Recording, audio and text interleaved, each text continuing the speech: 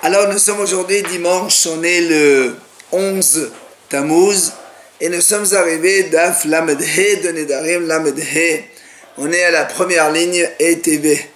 Alors la Gemara va objecter contre ce qu'il a dit Rabba. On a vu hier, Rabba il a dit si un homme il dit à une autre personne qui carré Alecha, ce pain qui est à moi, je te l'interdis. Par un neder, il lui a interdit ce pain. Alors après, on a dit, il lui a donné en cadeau. Alors on a posé la question, est-ce que le neder, il va même maintenant, c'est-à-dire qu'il lui a donné cadeau et c'est assourd, ou bien, quand il a dit mon pain, il est interdit, c'était son pain, maintenant qu'il n'est plus à lui, il est permis. Ça, c'était la question qu'on s'est posée. On a répondu, pshit, que même s'il lui a donné en cadeau, c'est assourd. C'est pour ça que la Gemara vient maintenant ETV. La Gemara va objecter sur cette réponse. Amalo hash ilene paratra. Si un homme il dit à l'autre, prête-moi ta vache. Amalo konam para shani kano ilecha. Nechasay alecha im yeshe para el lazo.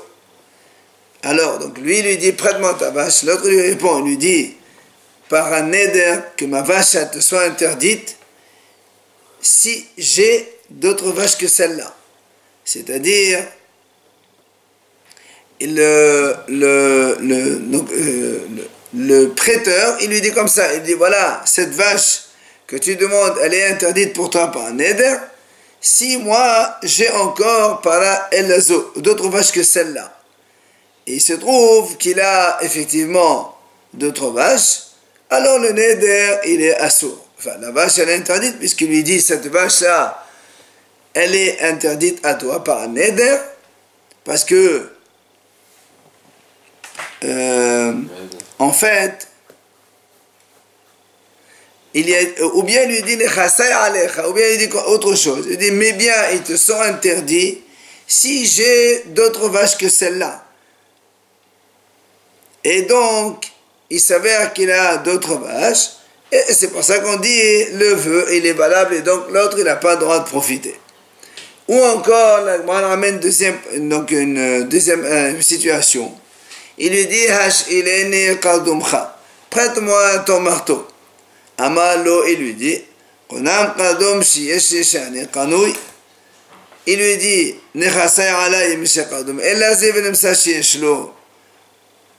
et donc, le même cas, quand il lui dit, prête-moi ton marteau, l'autre, il lui dit que ce marteau que tu demandes, il est bénéder interdit à toi, que moi, j'ai d'autres marteaux, ou bien il lui dit, ou bien il se dit lui-même, il s'interdit, je m'interdis, mais bien sûr, moi, si j'ai d'autres marteaux que celui-là, et à la fin, et à la fin, il se trouve qu'il a donc d'autres marteaux, alors, la Gemara dit comme ça, c'est-à-dire celui qui est le prêteur, donc qui a répondu, qui a dit Beneder, si tant que Behayav, il est interdit, c'est-à-dire, comme il s'est interdit ses biens, il lui a dit, si j'ai d'autres vaches que celle-là, tous mes biens, ils me sont interdits. Il savait qu'il avait d'autres vaches. Alors on a dit, Assour. Par contre, Met, si maintenant il est mort, le prêteur, donc le propriétaire de cette vache, ou bien ou bien elle lui a été donnée bematana en cadeau à l'emprunteur, c'est-à-dire cette même vache qu'il a interdite, après il lui donne en cadeau, on a dit c'est permis. Alors tu vois bien que c'est contre la réponse qu'on a donnée tout à l'heure, parce que nous on a dit que quand quelqu'un il a interdit donc l'objet par un vœu et ensuite il lui a donné un cadeau, on a dit que c'était assourd. Alors que là on voit que quand il lui a interdit par un vœu et ensuite il lui donne un cadeau, c'est muta. Question. Amar Rabaha Bari de Raveka, Shenitena lo Ali de Aher. Vient Rabaha, fils de Raveka, et dit en vérité, ici, c'est pas lui le prêteur qui lui a donné à cet emprunteur qui lui venait lui demander. Netena lo Ali de Aher. En fait, le prêteur, il lui a donné à quelqu'un d'autre. Et ce quelqu'un d'autre, il a atterri chez l'emprunteur, celui qui a voulu emprunter cette vache. Et c'est pour ça qu'on a dit, elle est permise. Et vient Amar Abashi, Daïkan a mis la preuve, j'ai, comme quoi il s'agit bien de ce cas-là, que c'est pas le prêteur lui-même qui lui a donné à l'emprunteur, mais qui s'est passé par quelqu'un d'autre. Il n'y a pas marqué c'est lui-même qui lui a donné en cadeau. C'est marqué elle lui a été donnée en cadeau. Donc ça veut dire que c'est pas directement, c'est lui qui l'a donné à quelqu'un, et ce quelqu'un, il lui a donné à l'emprunteur. C'est pour ça que c'était permis. Dans la question de Rava. Non, ici c'est permis. Là-bas, Rava il a dit que c'est assaut. Ah voilà, non, sinon c'est mota, c'est ce qu'on a dit. Alors, il vient Rava et il pose une question à Rav Nachman. Yesh me'ila b'chonamot ou la? Il dit, une question. Si quelqu'un, il a interdit un objet par un neder, il dit par exemple, ce pain pour moi il est comme Ekdesh, comme un korban, comme c'est ce qu'on a vu dans toutes les façons de faire un neder. Donc il a fait un vœu, nous on sait que c'est assaut. Maintenant il dit, et ici maintenant le monsieur il profite de ça, qu'il a interdit. Par exemple il dit voilà, ce pain-là il m'est interdit par un neder. Après il le mange. Donc il a fait un péché, on le sait. Mais est-ce que est-ce que tu considères le neder comme herdesh? Et auquel cas nous le savons que si quelqu'un il profite du herdesh, il est hayav me'ila, c'est-à-dire il paye le prix de la chose plus 25% plus korban me'ila. Alors est-ce qu'on a la même chose dans les nedarim? Yesh me'ila bokonamot, pardon, ola ou non? Amale il lui répond, Tanetoha, vous l'avez déjà étudié. Il lui amène évidemment ce qu'on vient de voir nous dans notre Mishnah. Makom shenotnin alea sachar, tipol hana'a leherdesh. Les mêmes, voilà que herdesh. Ma herdesh yishbo ma'ila, qu'on a monté ben ma'ila.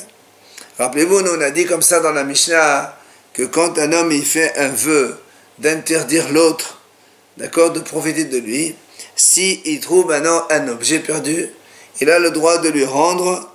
Ça dépend donc, on a dit, en fonction de la mahanok de Rabbi Ami, Rabbi Assi, qui est interdit de qui. Quoi qu'il en soit, là-bas, on a dit, finalement, si, lorsqu'on rend un objet perdu, il y a un sachar qui vient, une récompense, puisque dans certains endroits, il y a ceux qui rendent des objets perdus, ils sont rémunérés.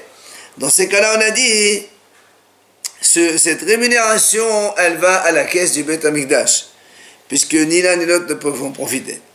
Alors, là, on a dit, tu vois bien que ici, c'est la même chose, ici interdit par un vœu, oui, et après, on a dit l'argent il va au Hekdesh, donc tu vois bien que c'est comme le Hekdesh.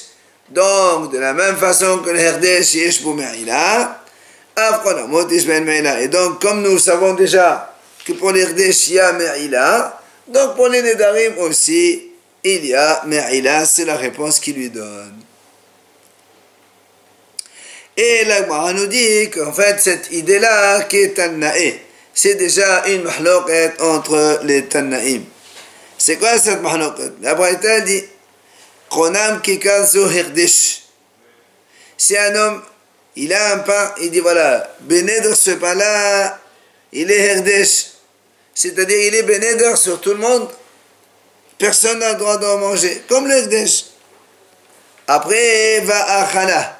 Il l'a mangé.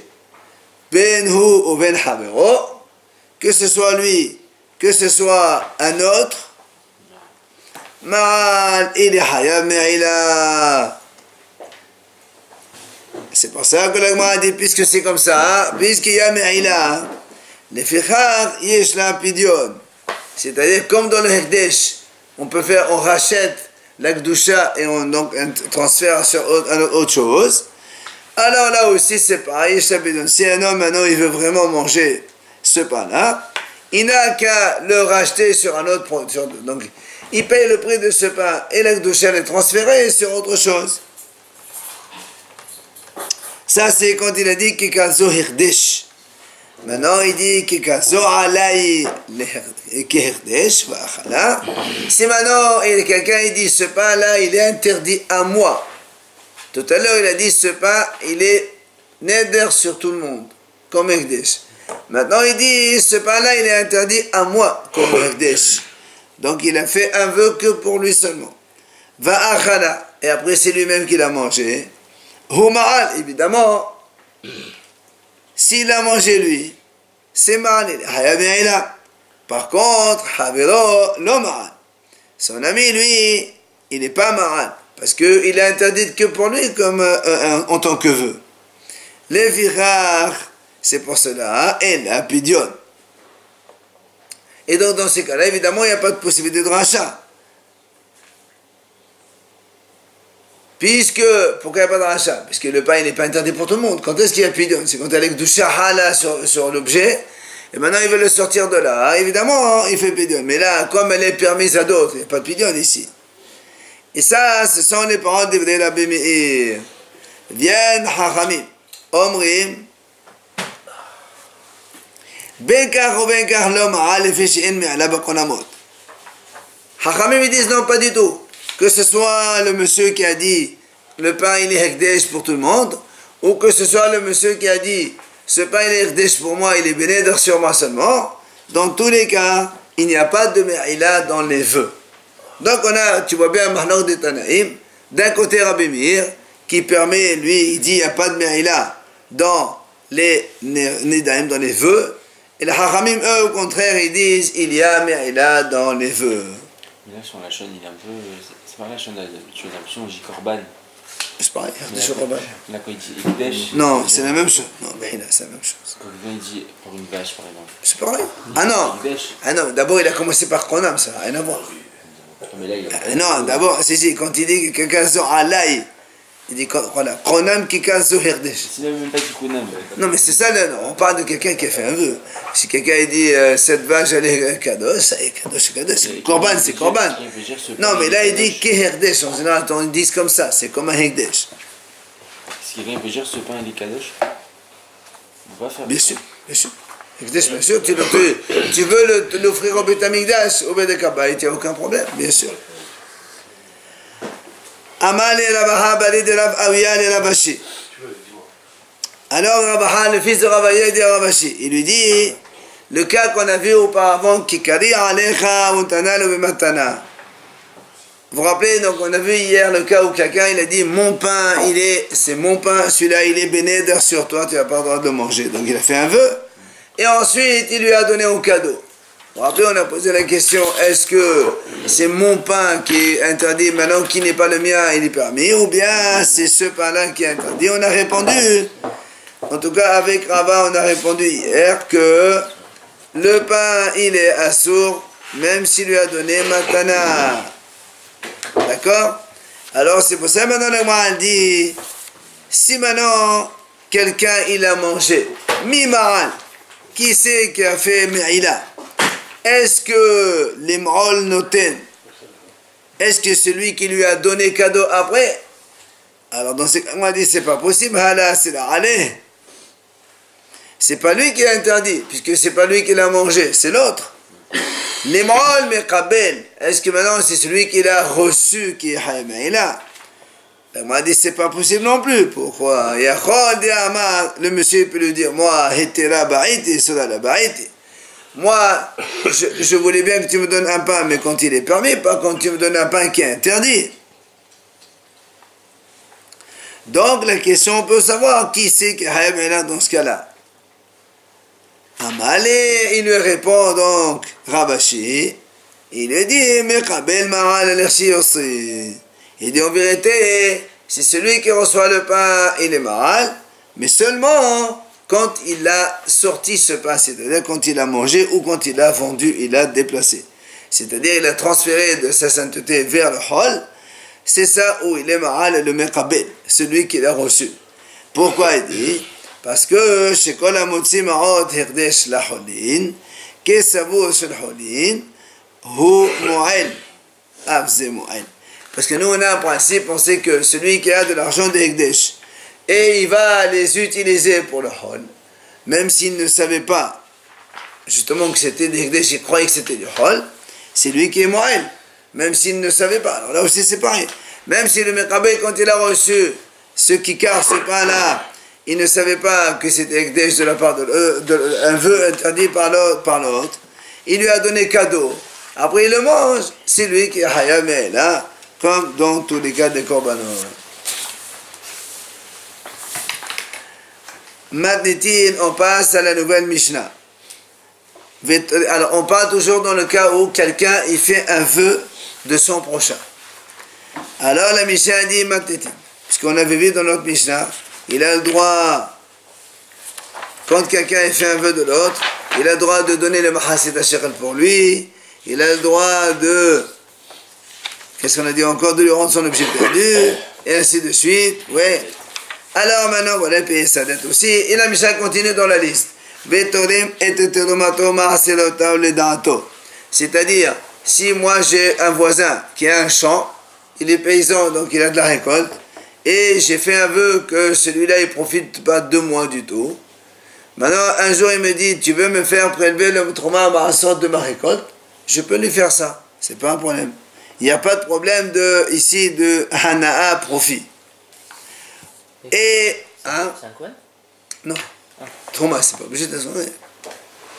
Je prélève la trauma. Ah, seulement prélevé. Oui, Torem. Il n'est pas Kohen, ça il sera normal. Maintenant, c'est un Kohen. On m'appelle à Kine Zavin, Kine Zavot, Kine Yoldot, Hataot, Hashamot. Et maintenant, si celui qui a fait le vœu, c'est un Kohen, alors imaginons ce Kohen, un jour il est au Beth Amikdash, et toi tu arrives avec un korban de Zav, kin, ça veut dire quand on est kin, ça veut dire une couple d'oiseaux, de Zav, ou bien pour une Sava, une femme, ou bien pour une Yoledet, une femme qui a accouché, ou bien pour korban Hatat, ou korban Hasham. Tout cela, tu arrives au Beth Amikdash, et tu vois que c'est le Kohen à qui tu es interdit de profiter et qui va te faire ce korban-là. Il n'y a aucun problème, le Kohen il peut faire le korban.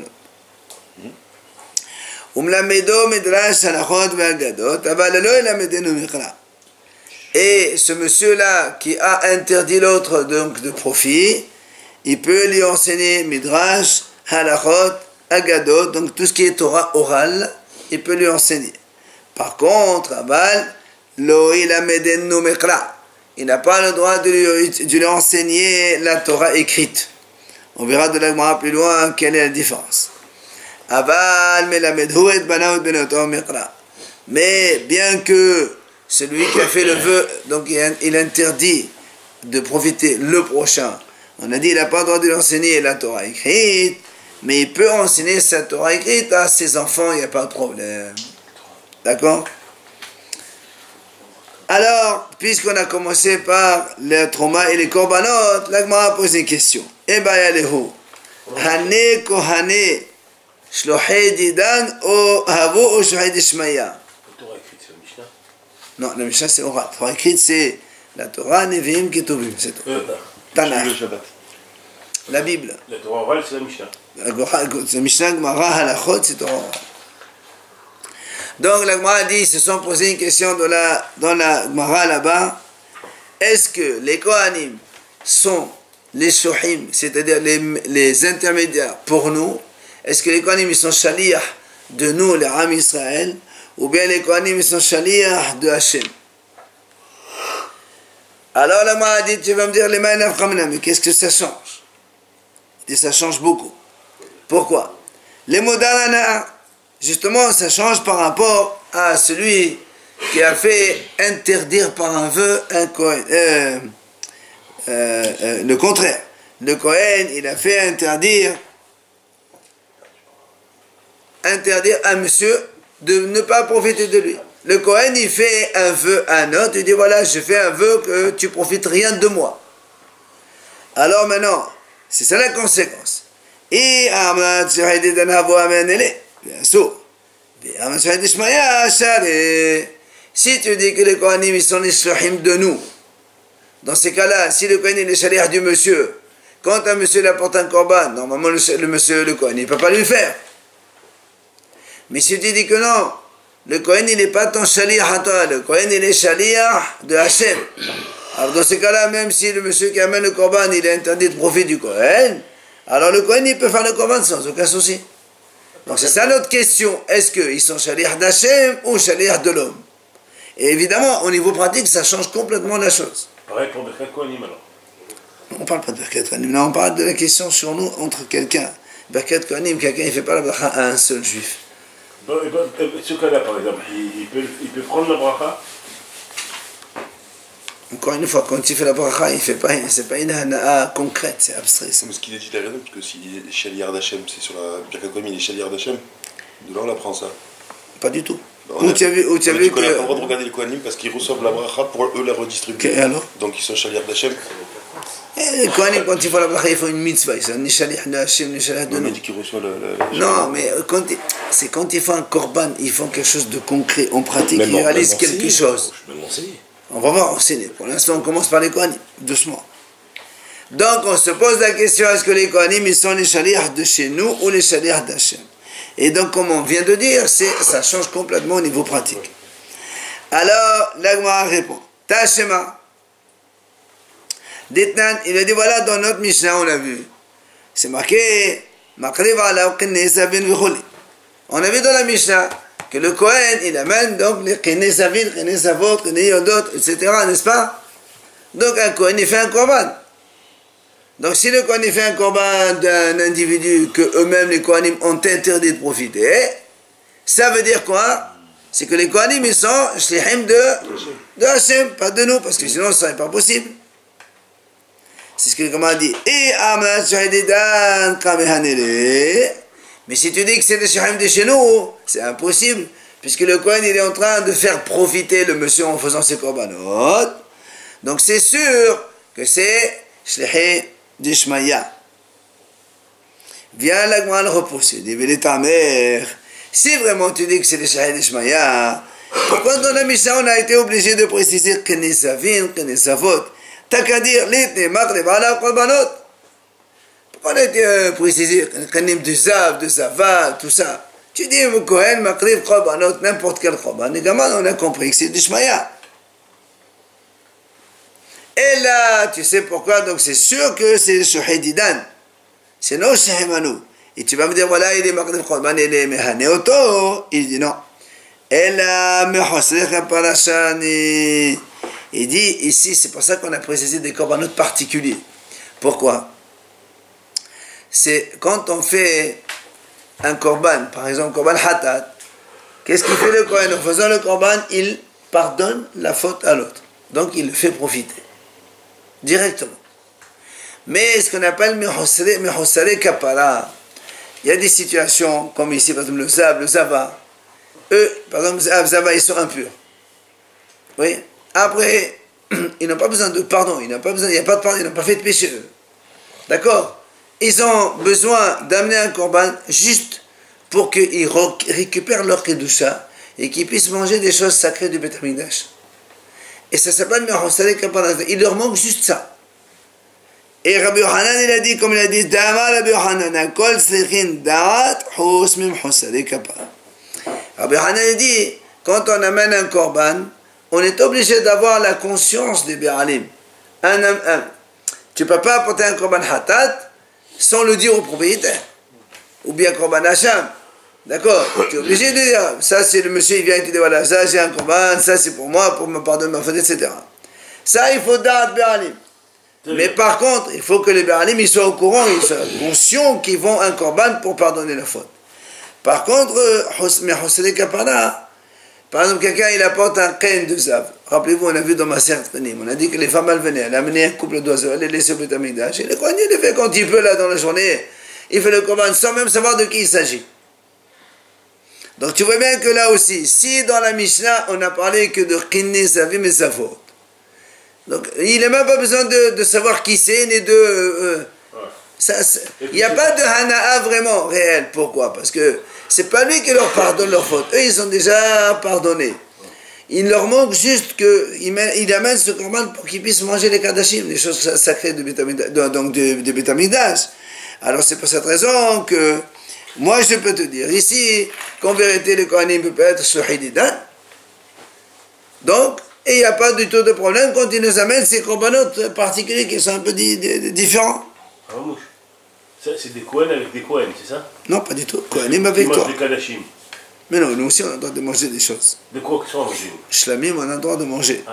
Autre chose, le monsieur qui amène le Korban, il ne sait pas sur qui il va tomber comme Kohen. On s'en fout de ça. Lui, donc si tu veux, c'est... Non, mais on parle dans le cas où il y a lui, par exemple, il est là. Ouais, il et faut savoir que lui ici, il va la mettre. on parle de ce cas-là. On parle de ce cas-là aussi. C'est le Kohen qui a fait un vœu. anonyme, quoi, le Kohen. Il ne va pas amener à ce monsieur-là en particulier. Mais pourquoi il est anonyme? Quand le Kohen il vient, hein, il te fait d'abord le vide d'eau et tout ça. Donc le Kohen il est censé savoir qui ici qui est en face de lui. Oui, On lui parce offre qu'il la arrive là-bas devant lui, c'est pas qui c'est. Mais s'il a fait un vœu contre quelqu'un, il sait très bien de qui il a fait le vœu. Quoi. Oui, mais il ne sait pas sur qui il va tomber s'il fait le service, lui, ce moment-là. Mais si ça tombe sur celui-là, hein, la question se pose. Donc, non, c'est pour ça que je vous dis ça. C'est pour ça qu'il est peut-être il peut y aller sans problème, il peut le pardonner. Il peut lui faire un... On est en train de poser la question. Vous savez, Voilà. la question, elle est quoi? Sur Hadidan, sur Ishmael. Alors, donc comme on a dit, l'Agma dit comme ça, tous les korbanot, quand on les amène, il faut un da'at, il faut la conscience du propriétaire, sauf, mais les kapara, ceux qui donc, dans ce cas-là, de zav, zavin, etc. Et il dit pourquoi la preuve, Rabbi Hanan il dit, Shahari, Adam, mevi korban al bana ou al benotav haqtanim, shenema zot torat zav, begado ben qatan. Rabbi Hanan, d'où il sait qu'on a le droit de faire ça? Parce que dans la Torah, c'est marqué Zot Torah Zav. Voici le statut de Zav. Quand il est Zav, il a donc ses écoulements 3 fois de suite, il doit apporter un korban. Or, imaginons un enfant, un petit enfant, il a un Zav, ou une petite fille qui n'a pas encore 12 ans, qui a les Zavas, elle a des écoulements. Eh bien, le père, il va amener son korban, ce que la fille, elle sache quoi que ce soit. Donc, il y a une preuve ici, comme quoi les korbanot, ceux-là, les Zav, Zavas, on peut les amener sans que les propriétaires soient au courant. Alors donc notre Mishnah aussi, je peux te dire que le Kohen, il est shaliach de chez nous, de nous-mêmes, et ça ne s'appelle pas profiter, parce qu'il n'est pas censé savoir donc à qui il fait ce korban-là. Et Rabbi Hanan il a dit Zot Torah Zav, de là il apprend Ben Gadol, Ben Kratan, que ce soit un grand, un petit. C'est quoi la fille là-dedans? Elle a des écoulements. Mais pas pareil que le garçon. Non, les garçons c'est des écoulements blancs, la fille c'est des écoulements rouges. Rouge, c'est ça. Elle a me'ata, là elle pose une question. Dans ces cas-là, que tu as dit. C'est grand, soit petit. Ça veut dire qu'un petit enfant ou grand enfant. Donc quand ils sont petits, le père ne va pas prendre le petit, il va l'amener au Pétamida. Chez papa, il achète lui-même l'oiseau. Il l'amène au Pétamida, c'est pour sa fille, pour un ami. Et donc tu vois bien que il n'y a pas de problème avoir la connaissance ou la conscience du propriétaire. Alors sur cette preuve que Rabbi Hanan il a amené du Passouk, elle a me'ata, l'Agma a posé une question. Et Rabbi Hanan, Zot Torah Hayoledet, Vegomer, Ben Ketana, Ben Gdula. Puisque nous on a dit comme ça, il y a marqué dans la Torah, Zot Torah Zav. Voici le statut de Zav. Rabbi Hanan a dit, comme il n'y a pas marqué, il y a marqué Zot Torah, voici le statut de Zav, donc tous les avim, qu'ils soient grands ou petits. Alors nous on dit dans ces cas-là, si la Torah a dit Zot Torah Hayoledet, tu vas aussi me dire, quelle que soit la femme qui a accouché, petite ou grande. Or nous on sait très bien. On l'a vu il n'y a pas longtemps dans Yivamot et Ktubot.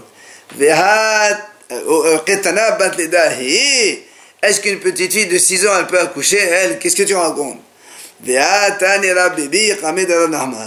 Pourtant, Rabbi il a enseigné devant Nahman.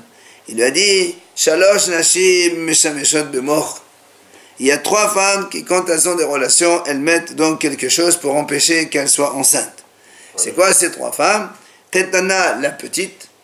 Ume'oberet, c'est une femme, elle est déjà enceinte. Umeneka, ou si une femme, elle allait déjà. Bon, la petite, parce que si elle tombe enceinte alors qu'elle est petite, elle peut mourir à l'accouchement. La Me'oberet, celle qui est enceinte, on disait avant que si elle est enceinte maintenant et qu'elle a une relation et qu'elle tombe enceinte une deuxième fois, ce qui maintenant c'est impossible. C'était possible avant? Apparemment. Ça peut écraser. Un, il écrase l'autre. Enfin, la Mineka, la femme qui allait, parce que si en allaitant, elle tombe enceinte et elle accouche d'un deuxième, le premier, il n'y a plus donc d'allaitement, et le premier, il faut qu'elle allaite au minimum pendant 24 mois. Donc, tu vois bien que quoi, qu'une petite, ça ne peut pas accoucher. Alors, selon le raisonnement de Rabbi Hanan, qu'il a dit que quand il y a marqué Zot Torah Azav, ça veut dire grande ou petite. Tu vas me dire Zot Torah Ta'oled d'être grande ou petite, c'est pas possible. Donc, le raisonnement Hanan ne marche pas. Mais il existe ce Zot Ayoledet? Bien sûr. C'est pas c'est psukim de la Torah, c'est pas ça. La dracha qu'on utilise d'un côté, c'est utilisé de l'autre. C'est ce que la Gemara a dit.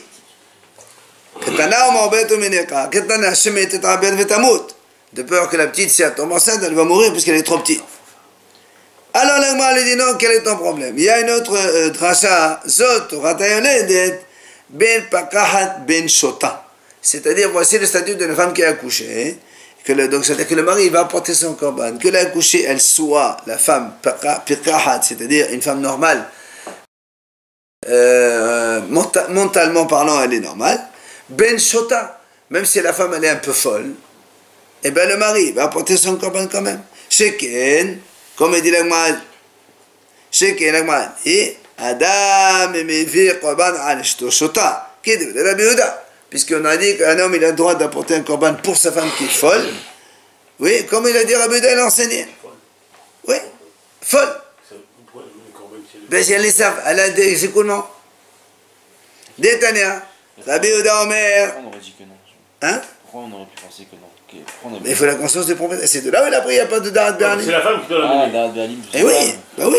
C'est pour ça que De toute façon, son mari qui lui paye son korban. Oui, mais c'est ce qu'il va lui dire maintenant. Parce qu'elle n'a pas la caméra. Détania, Rabbi Yehuda Omer. Comme il a dit Rabbi Yehuda, il a enseigné. Adam mevir korban ashir al ishto. Vechol korbanot shehayevet. שכך כותב לה והאחריות דעת לך עליי מן קדמת דנה. Il dit, Rabbi Yehuda, il dit comme ça, c'est marqué, un homme, il apporte un korban à Ashir, c'est-à-dire donc d'un homme riche, si lui il est riche, oui, à l'ishto. Si sa femme, par exemple sa femme elle est, il y a des korbanot, on les appelle korban enlevé et ored, enlevé qui monte et qui descend, en fonction du statut de la personne. S'il est pauvre, s'il est moyen, s'il est riche. Alors il dit, si maintenant l'homme il est à Ashir, et il épouse une femme, et cette femme-là elle était pauvre, maintenant qu'il va apporter son korban, il apporte en fonction de son statut. Et encore... Quand elle a accouché, qu'elle amène ou les oiseaux, la semoule, c'est ça? Oui, il y a plein d'autres korbanot aussi. Et tous les korbanot dont la femme elle doit amener, quand elle s'est mariée, c'est son mari qui doit lui amener ses korbanot, c'est lui qui lui paye ses korbanot. Shekar kotev là, puisqu'il écrit dans la Ktuba,